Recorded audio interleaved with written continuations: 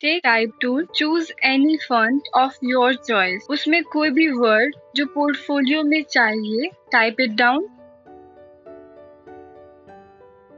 Now double click on the text layer. Apply inner shadow and inner glow. Inner shadow में blend mode normal, angle 34 degree, color dark, distance 3, size 6. जो screen पे दिख रहा है वो copy करते जाओ. Now go to blending option. Change the fill percentage to 30% for inner glow, color dark, blend mode normal, opacity should be between 5 to 10. Bevel and emboss, style, outer bevel, technique, chisel hard, depth 11, size 2 or 3, soften में भी 2 और 3 चलेगा, angle 23, 53, highlight mode, color dodge, इसमें white color, shadow mode, multiply of black color, opacity 78%.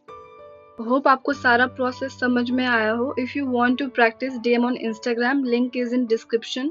I will send you this book cover archivers 07 and आप ये जितना भी adjustment है वो कॉपी कर सकते हो. For example, right click on the layer, copy layer style. अब जिसमें ये एडजस्टमेंट लेके जाना है, right click, paste layer style and done. I hope you like the video. Please like, share and subscribe.